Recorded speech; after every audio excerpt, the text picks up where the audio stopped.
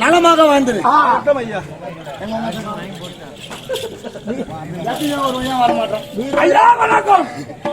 நோயற்ற வாழும் குறைவற்ற செல்வம் பெற்று வாழ்ந்துரு. ஐயா வணக்கம் வணக்கம் வணக்கம். ஐயா வணக்கம். இன்பமுடன் வாழ்ந்துரு. சபையை பார்த்தலையா? எப்படி இலக்கம்? லட்சுமி ராஜமுருக சபை, பெருத்த தேவ சபை, சபைக்கு ஒப்பான சபை, லட்சுமி ராஜமுருக சபை, மாதா பிதா குரு இதோ தெய்வம் தெய்வம் தாய் தந்தைமார்கள் அமர்ந்திருக்கிற திருச்சபை. இப்பேற்பட்ட லட்சுமி ராஜமுருக சபைக்கு உண்டாக வந்தனே ஆளை உற்று வைக்க பார்த்தால்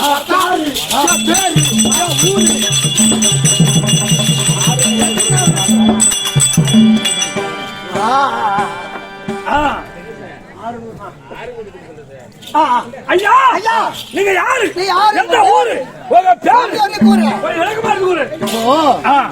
இப்ப பாடி வந்த பாட்டு காத்தமுத்து துறையிதான் வந்து திரு காஞ்சினில் வளர்ந்திடும் கருணை காமாட்சி பார்த்து அளித்த செயல் தானே. இப்ப நம்ம பாண்ட மத்திய மெட்டு இந்த பக்கம் ஆடுறவங்க எல்லாருமே இந்த மாதிரிதான் பாடுவாங்க. ஆனா நம்ம பக்கம் இதே பாட்டுதான் அதை மாத்தி பாடுவோம். அது எப்படி தெரியுமா? எப்படி? தோழா காத்தமுத்து துறையில வந்து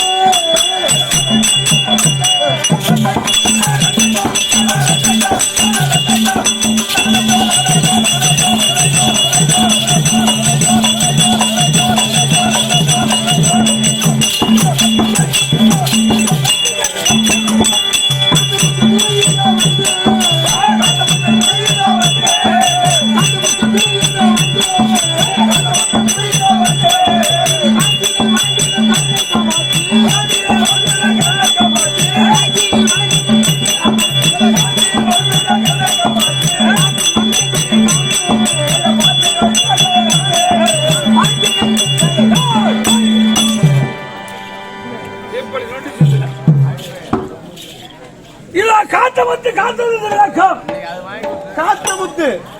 ஆமா, ஏன்னா நாடுதாலும் பாசம் வேற. ஆமா. இப்ப இந்த பக்கம் இருக்கிறவங்க எல்லாருமே முதல்ல பாடின மாதிரி பாடுவாங்க.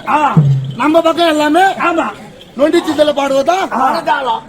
ஏன்னா அதையும் காமிக்கணும்ல. ஆமா, காத்தமுத்து காத்தமுத்து காத்தமுத்து காத்தமுத்து. அது மட்டும் தான் தெரியும். ஆமா. யாருடைய மகன், யாருடைய பிள்ளை, இல்லை எப்படி பிறந்த அது தெரியாது. அது தெரியாதுங்க.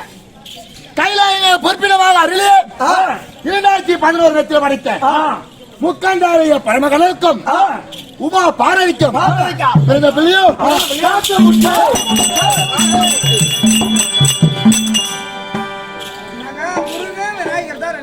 ஆமா,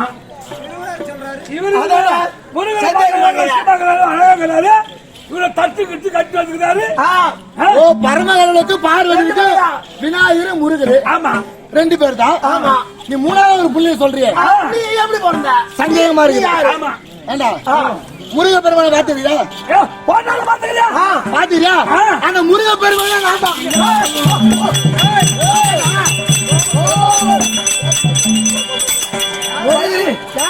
பள்ளி உள்ள போடாமலே நாங்க முருகன் நேரா பாக்கலாம். தைப்பூசம் என்னைக்கு இல்லையா? ஆமா, அவர் எங்க கொண்டாடினாங்க? ஐயோ ஐயோ கூட்டம். முருக பெருமான் நான் தான்டா. அவரு கோமலை கட்டிருப்பாரு. ஆமா. பாட்டே பாடுறேன். சாஸ்திரத்தில் மிகுந்த சரவண பகவான். சரவணன் யாரு? முருகன். நான் தான் முருக பெருமான். மறுபடியும் புரியலையா? புரியல. ஏற்கனவே காலத்திலே இந்த காத்துராக இருக்குது. இது 5வது பிறவி தம்பி. இதுக்கு முன்னாடி 4 பிறவிகள் இருக்கு. இதுக்கு அப்புறம் 2 பிறவி இருக்கு. அது எடுக்க போறது. இது 5வது பிறவி. 5வது பிறவி. முருக பெருமானை நம்ப மாட்டேன். சத்தியமா நம்ப மாட்டேன். சத்தியமா நம்புடா. சொல்லு.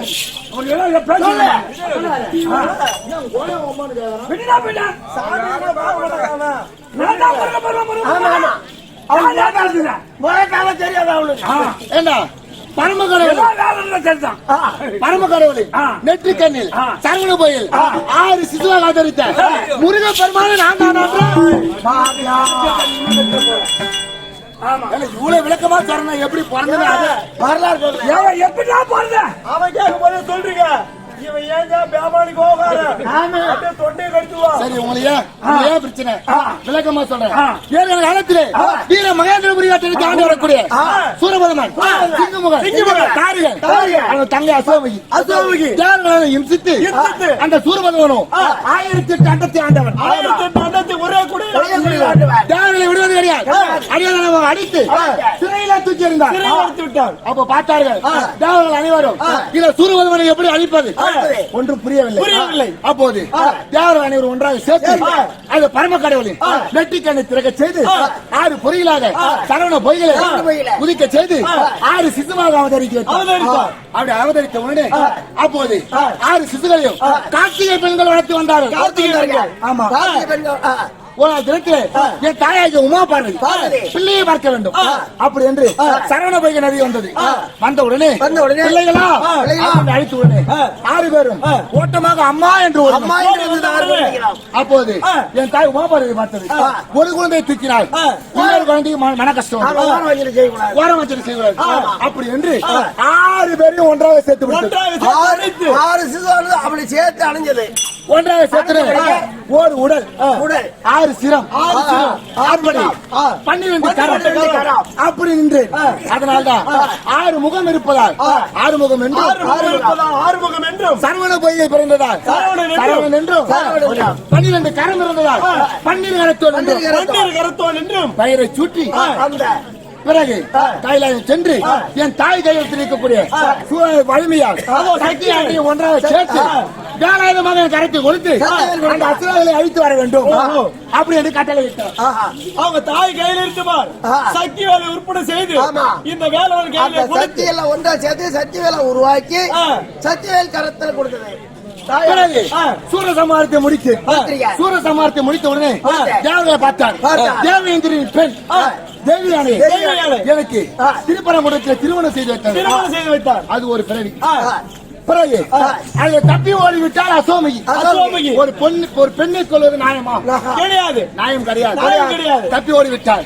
என் அண்ணன் விநாயக பெருமாள் அளவில்லா அரக்கர்களை உற்பத்தி செய்து அழைக்கிறாள் என்று விநாயகரை அழைத்து அவர் துந்துபை விட்டு அந்த கருவை கலக்கி மயக்கமடைய செய்து விட்டார். பிறகு அந்த அசோமிக்கு தப்பு ஓடினார்.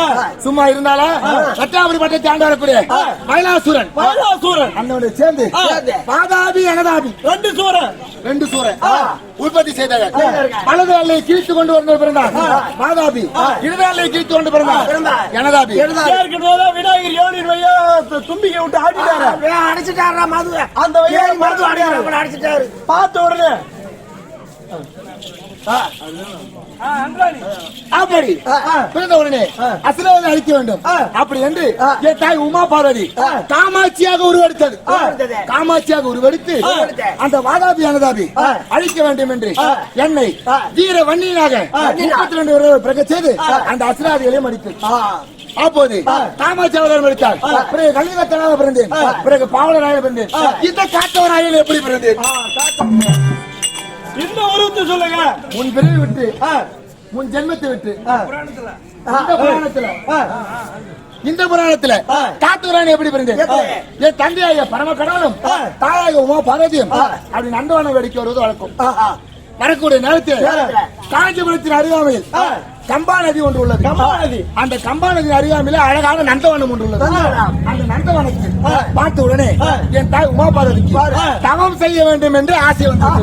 அந்த கம்பா நதியை பார்த்த உடனே உங்க தாய்க்கு தவம் செய்ய வேண்டும் என்று அப்படி சொன்ன உடனே அழுதடி கம்பத்தை நாட்டி அதன் மேல் அமர்ந்து நான் தவம் செய்ய வேண்டும் அப்படி என்று என் தந்தையாகிய பரமகடவுடன் தெரிவித்தது.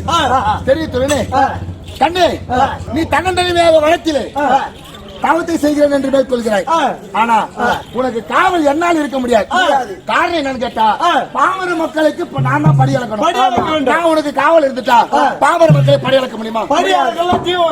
ஜீவராசிகள் உயிர் வாழ முடியாது, சாப்பிட முடியாது.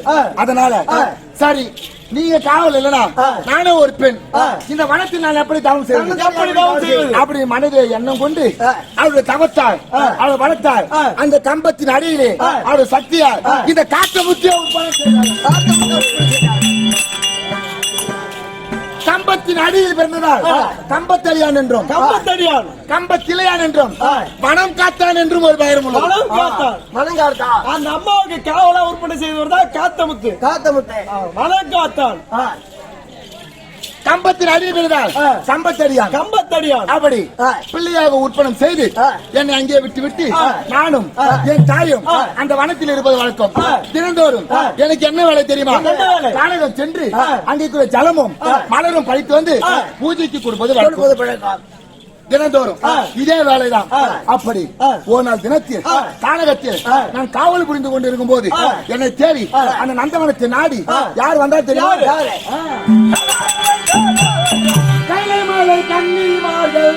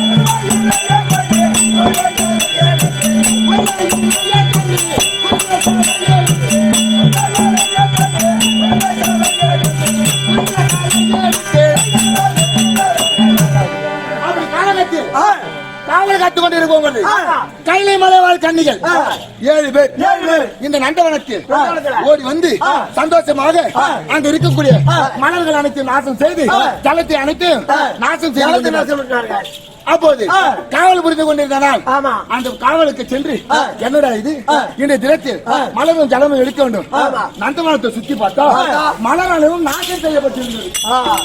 மலரானது கசக்கு போயிருந்து ஜலமானது குழம்பு போயிருந்து ஜலமாக குழம்பி விட்டது. என்ன காரணம்? காரணத்தை சுத்தி பார்த்தா ஒருத்தரும் கிடையாது. என்ன காரணமா இருக்கும்? அப்படி என்று அந்த நதிக்கரை ஓரம் ஒரு சரவண மரம் ஒன்று உள்ளது. சரவண மரம். அந்த சரவண மரத்தின் மேல் ஏறி அமர்ந்து கொண்டேன்.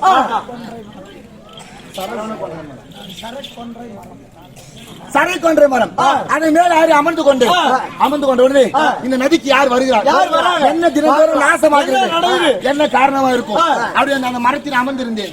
அப்போது 7 கன்னிகளும் கைலமலை கன்னிகளும் அந்த நதியில் குளித்துக் கொண்டிருந்தார்கள். அப்ப அந்த 7 கன்னியிலே 6 கன்னிகள் அந்த மரத்தில் சரை கொண்ட மரத்தில் இருக்கும் போது என்னை பார்த்து விட்டு சேலைகளை எடுத்துக்கொண்டு அவர்கள் ஓட்டமாக ஆனா அதுல இளைய கன்னியாக விலகக்கூடிய பூங்குழலி அவன் மட்டும் ஜலத்திலே கூட சந்தோஷம் அவங்க கூட சேர்ந்து போகல. ஆனா 6 பெண்கள் தப்பி ஓடி விட்டார்கள். இந்த ஒரு பெண் மட்டும் ஆணவத்தில் குளித்துக் கொண்டிருக்கிறார்கள். தக்க பாடம் புகட்ட வேண்டும். அப்படி என்று சரவண மரத்தை கீழே இறங்கி அந்த சேலை இறக்கி வாரி வச்சுக்கிறேன்.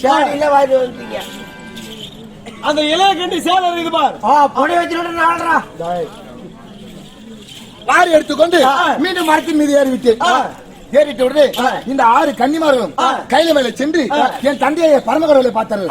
பரமகளை பார்த்து ஐயா பரம கடவுளே நதியில் குளித்துக் கொண்டிருந்தோம், ஒரு ஆடவன் என்னை மறைவில் இருந்து பார்த்து விட்டான் அப்படி என்று ஓடி வந்தோம். ஆனால் நீங்கள் 6 பேர் வந்திருக்கிறீர்கள், இளைய கன்னி பூங்குழலி அவள் வரவில்லை, ஏதோ காரணம் தெரியவில்லை. ஆனால் அந்த சரவண அந்த நதி கரையிலே குளித்துக் கொண்டிருந்தவர் பூங்குழலி. அப்போது என்னை பார்த்த உடனே ஒரு ஆடவன் ஆடை இல்லாமல் பார்த்து விட்டார் அப்படி என்று அந்த நதியில உயிரை மாய்த்துக் கொண்டார். மாய்த்துக் கொண்ட உடனே அப்போது பரமகடவுளை பார்த்தார். இப்பேற்பட்ட காரியத்தை செய்தது யார்? இந்த பரம கைலாய கன்னிகளாக இருந்து கைலாயத்துக்கு அதிபதி நான். இப்பேற்பட்ட காரியத்தை செய்தது யார்? அப்படி என்று கைலமலை விட்டு கம்பா நதி வந்து அடைந்தார். வந்த உடனே நான் என்ன செய்தேன்? ஓட்டோட்டம் மாடி என் தந்தை வருகின்றாரே அப்படி என்று தந்தையே தந்தையே வணக்கம், தந்தையே வணக்கம். அப்பா வந்துட்டாரு, ஓடி போய் வணங்குறாரு. வணக்க வச்சேன் பாரு. என் கையில இருந்த அந்த பூங்குழலிய துணி அந்த ஆடைகள் என் கரத்தில் இருப்பதை மறந்துருக்கு. கையில வச்சுக்கிட்டே போய் அப்பா அவர் பாக்குறாரு, கையில பூரா போடுவார். என்னடா இது? கைமலை கன்னிமார்கள் 6 கைலாயம் வந்து விட்டார்கள். ஆனால் பூங்குழலி மட்டும் நதியில் இருந்து விட்டார். அவர் ஆடைகள் கரத்தில் இருப்பது நடந்தது என்ன அப்படின்னு என்ன கேட்டார். கேட்ட உடனே ஐயா அப்பா அந்த புடவை எடுத்தால் நான் தான் சொன்ன உடனே என் தந்தைக்கு கோபம் அதிகமாகிட்டேன். கோபம் அதிகம் உடனே அவர் எனக்கு ஒரு சாபம் தந்தாரு. என்ன சாபம்? என்ன தெரியுமா? மந்திரி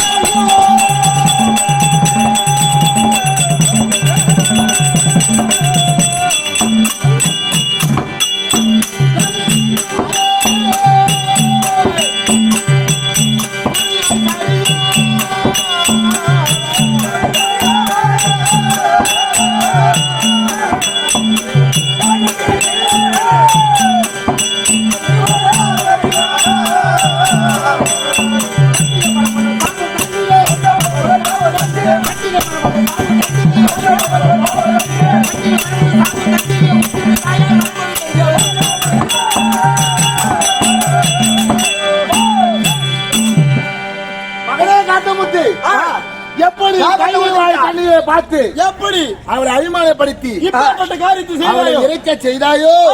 பறையா மறையா கழிவினிலே உரையாய் சரியா பட்டின பரமனு சாபம் தந்திர உத்தமி தாயார் மனமும் நொந்திர பார்த்த உடனே எந்த ஒரு பெண்ணை நீ அபிமானப்படுத்தினாயோ அந்த பெண் இறந்து போய்விட்டது. அந்த பெண் மறுஜென்மம் எடுப்பாள். எடுத்த பிறகு அந்த பெண்ணிற்காக அவர் சுடுகாட்டில் ஆணி கழுமரம் ஒன்று பிறக்கும். அந்த ஆணி கழுமரத்தில் நீ ஏறக்களவு புரிய அவங்க சாபத்தை கொடுத்தது. அந்த பெண்ணு செத்து இளைய கண்டு பிறக்கும் போது அந்த பெண் பிறக்கின்ற தருவாயில பெண்ணதான் நீ தாலி கட்டி சுடுகாட்டிலே ஒரு கழுமரம் பிறக்கும். அந்த பெண்ணை நீ திருமணம் செய்ய வேண்டும். அந்த கழுமரத்தில் அப்படி சாபத்தை சாபத்தை கொடுத்தார். ஏண்டா அப்பா அடிச்சா அம்மா கிட்ட போலாம். ஆமா அம்மா அடிச்சா அப்பா ரெண்டு பேருமே அடிச்சா அங்க போக முடியும். அந்த புள்ள தடுதலையா தான் போவோம். அப்ப என்ன செய்வது? என் தாயைத்தான் பார்க்க வேண்டும். ஓட்டோட ஓடி தவத்தில் இருந்த தாயே மகன் காட்டி விட்டு வந்திருக்கிறேன் சொன்ன உடனே தவத்தில் இருந்தார். அந்த மரத்தை விட்டு கீழே இறங்கிய உடனே என்னை பார்த்தார்கள். அப்பொழுது நான் அந்த இடத்தில் பஸ்மமாகி விட்டேன். அப்படியே எரிஞ்சு போயிட்டு அப்படியே எரிஞ்சிட்டாரு. பார்த்தது என் தாய். அடடா நமக்காக காவல் புரிந்திருந்தான் நம் மகன். இப்படி நம்ம தவத்தில் இருந்து திடீரென்று வந்ததால் சாம்பலாக்கி விட்டோமே. அப்படி என்று சாம்பல் அனைத்தையும் ஒன்று திரட்டி தன்னுடைய சக்தியினால் மீண்டும் என் உயிரை எழுப்பினார்கள். உயிரை எழுப்பி மகனே அப்போது என்னுடைய தாயார் அந்த சாம்பலை கூட்டி என்னை எழுப்பதால் அன்றிலிருந்து வனத்தை காத்தபடியால் காத்து முத்து என்று பயிரும் சாம்பலை கூட்டி பிறகு செய்தார். அப்போது மகனே ஓட்டமாக அவசரமாக ஓடி வந்தேன். என்ன காரணம்? சற்று பொறுமையாக வந்தால் என்ன? அம்மா இது மாதிரி கையில கன்னிமார்கள் வந்தார்கள். காணகத்தை அடம் செய்தார்கள். அப்போது பூங்குழியை மட்டும் ஆடவன் பார்த்து விட்டோம் என்று இறந்து விட்டார். தந்தையார் எனக்கு சாபம் கொடுத்து விட்டார் அப்படின்னு தெரிவித்தனே. அம்மா சாபத்தை பெற்று விட்டேனே, என்ன செய்வது ஒன்றும் புரியவில்லை அப்படி என்று என் தாயிடம் தெரிவித்தேன். அப்படி என் தாய் எனக்கு ஒரு வரம் கொடுத்தார். அது என்ன வரம் தெரிவிக்கிறேன்.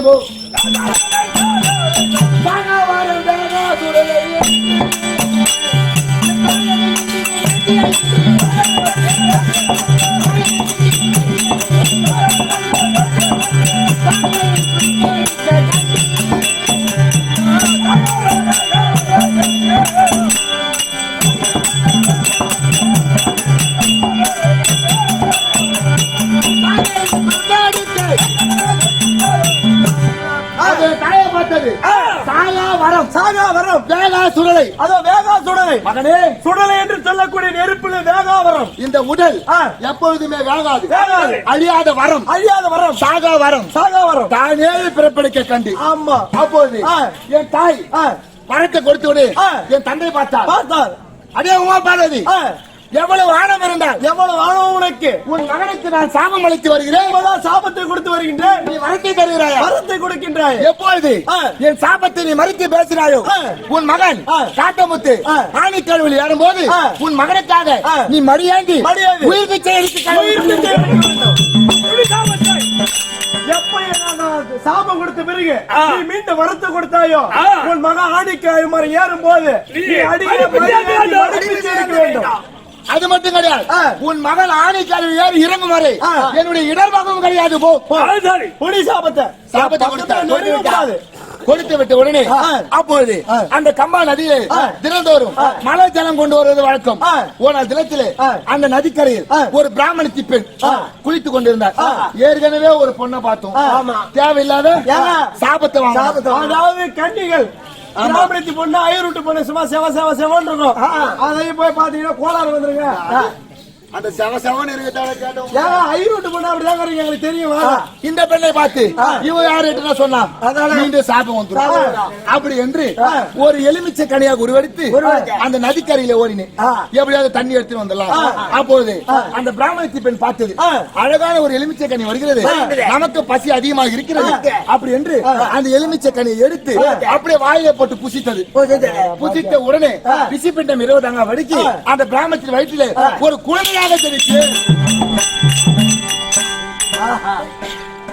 ஜெயித்த உடனே சிறிது காலம் அந்த பிராமணத்தினுடைய வீட்டில் பிறகு வளர்ந்து கொண்டு மீண்டும் என் தாயிடம் வந்து தாய் வந்த பிறகு மீண்டும் தினந்தோறும் அதிகாலை இந்த பனி காலத்துல ஒரு புல்லு இருக்கும் இல்லையா, புல்லு மேல பனித்துளியா இருக்கும்.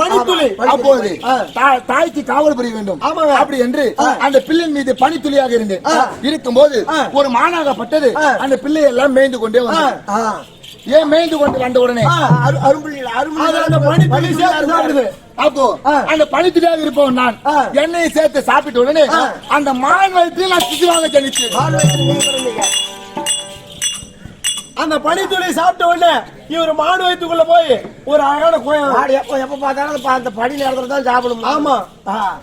அப்போது சிசுவாக பிறந்த உடனே ஒரு தாய் வயிற்றில் பிறந்தா தாய் அந்த குழந்தை வளர்க்கும். மான் வயிற்றில் பிறந்தா மான் தான் வளர்க்கணும். மான் வளர்க்குமா? வளர்க்க முடியாது. மான் வளர்க்க முடியாது. அப்போது அந்த கானகத்தில் இருந்த மலையாள கன்னிகள் 7 பேர் அவர்கள் என்னை வளர்த்து சீராட்டி ஆராட்டி சகலவிதமான கல்விகள் மாயாஜாலம் மந்திரஜாலம் கூடு விட்டு கூடு பாய்வது மோடி வைப்பது மந்திர தந்திரஜாலம் அனைத்தையும் அவர்களிடம் கற்று அங்க கத்துக்கினீங்க எல்லா வித்தையும் கத்துக்கினாரு. மாயாஜாலம் மந்திரஜாலம் கூடு விட்டு கூடு பாய்வது இப்போது வளர்ந்து விட்டோம். மீண்டும் தாயை பார்க்க வேண்டும் அப்படி என்று வரக்கூடிய வழியிலே ஒரு சம்பவம் நடந்தது. அது என்ன தெரியுமா? தோழா மலையாள தேசம்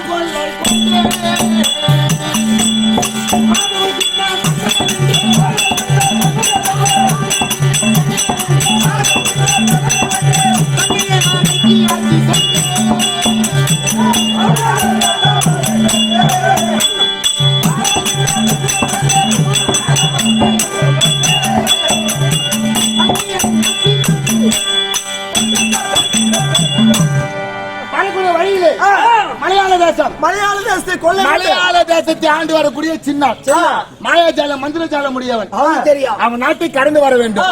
ஆனால் சுய உருவத்தோடு போகக்கூடாது. அப்படி என்று 60 வயது துவண்ட கிழவனாக ஒரு ஐயர் போல உருவத்தை மாற்றி அந்த மலையாள தேசம் வழியா வந்தான்.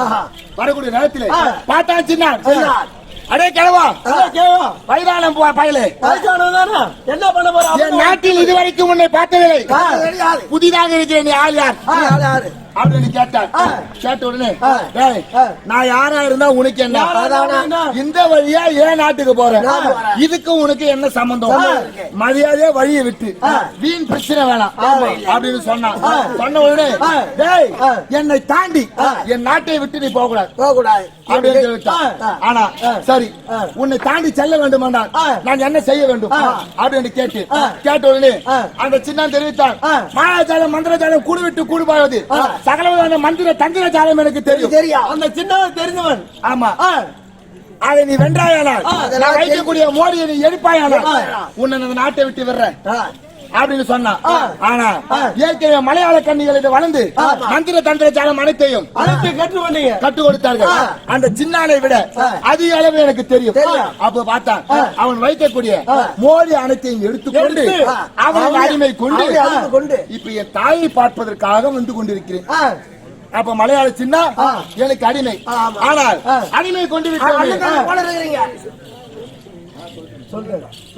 அண்ணன் தம்பி போல இருக்கிறீங்க. ஆமா இருங்க. முன்னமே துயர்ந்த எந்த முதுமையும் கதியோ